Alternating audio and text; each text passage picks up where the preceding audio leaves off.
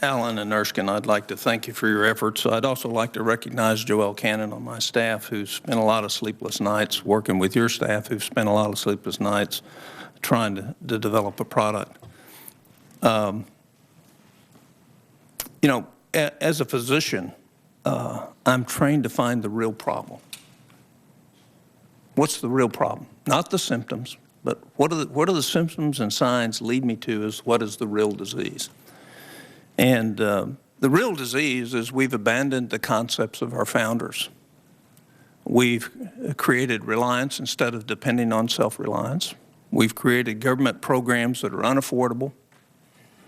We've abandoned limited government. We've abandoned the enumerated powers.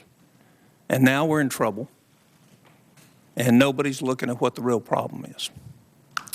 And the real problem is us.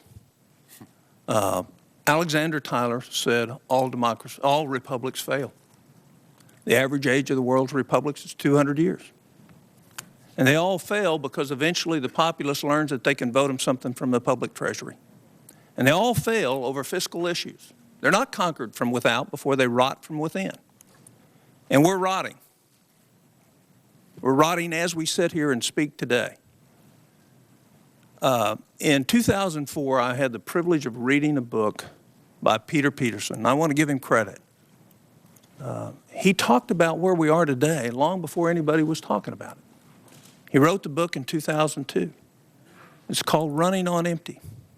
And it wasn't a partisan book, but it raised the level of awareness of several of us to what was happening. And if you don't think we're in trouble, think about the following numbers. Next year, $36 trillion has to be funded in the world. There's $23 trillion available to fund it. That's what the borrowing is going to be for governments all across this world. What do you think is going to happen to interest rates?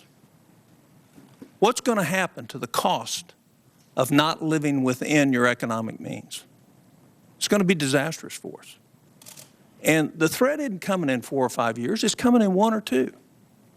We have a Fed that's monetizing our debt, and all our trading partners are reacting to it negatively in the hopes that we can stimulate our economy, when the real problem is we have way too much government and not enough of the thing that made America great, which is independence, personal responsibility, and self-reliance. And we've created dependency. And one great example is 1 in 19 Americans today get SSDI or SSI. That's 1 in 19 Americans are disabled, and when the law says you're only disabled if there's no job in the economy you can perform, and we don't address that issue in this plan, it's good. The SSDI is going to be broken 8 years, 7 years. And we're adding more, and they're getting ready to add two new categories to disability in the next month without congressional oversight or anything else. We are out of control as a government.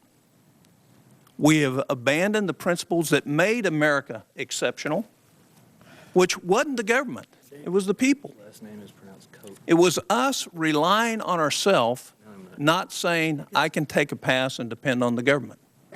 And that says nothing about not wanting to make sure things are there for those who truly need our help.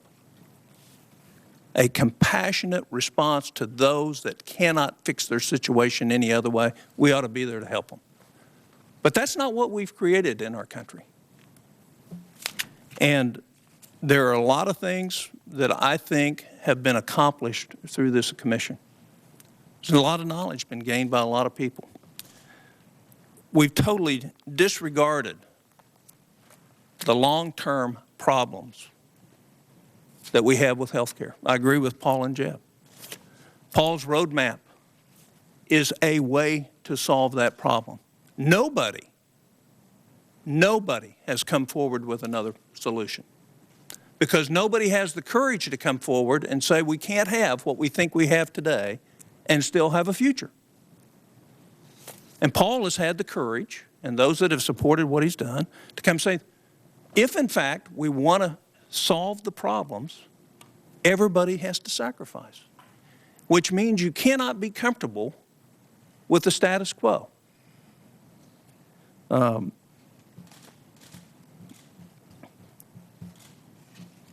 The real problems for our nation are going to come forward in 2 years. We have a Treasury Department that's still borrowing short-term money with a false idea that they're going to save interest costs rather than buying us some time by extending our debt terms. Because they're sacrificing the good for the short term, what looks good in the short term for the very real problems for the long term. So we have the administration doing the same thing the politicians do. Don't do the tough, right, hard thing. Do what looks good. This plan is a plan. The people have worked on it, have struggled to try to build a consensus. I have heartaches with tons of it. But I know we have to go forward. This isn't the first. If we pass this plan by the Congress, 2 years from now, we're going to be coming back and making it more difficult. This is just the down payment on what are some very real, difficult sacrifices that everybody in this country is going to have to make. And if you really think about what built our country and what's the heritage of our country, it is sacrifice. What Jeb talked about, creating the real freedom, the real opportunity as it goes forward. It's not about owning a house, it's about having the potential to own a house.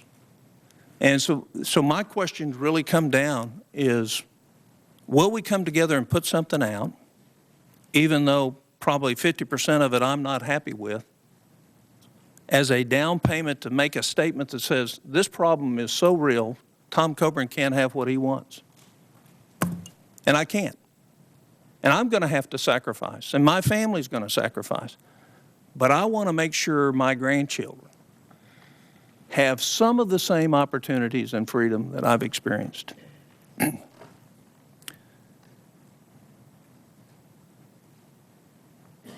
The potential for us to re-embrace the real character and success of America only will come if we embrace the principles that our founders embraced when they started this. When Benjamin Franklin was asked, you've all heard this, what did you do? He said, I gave you a republic if you can keep it. Well, I think we ought to be cheating history. History says we're not going to make it. And the way we cheat history is for all of us to give up something. Everybody at this table give up something, and then say the way forward for America is everybody to start sacrificing so we create a future that is honoring the tremendous sacrifice that came before us. Well, that's powerful stuff. And I share the view you've given me. I didn't know who you were. All I know is that you are a man of integrity and honesty and directness, and you're real. All I can say is I hope everybody sees that, because I couldn't have more respect than I do for you. Thank you for the guidance and the wisdom you've given me. Senator Crapo. Thank you very much. And am I the wrap-up?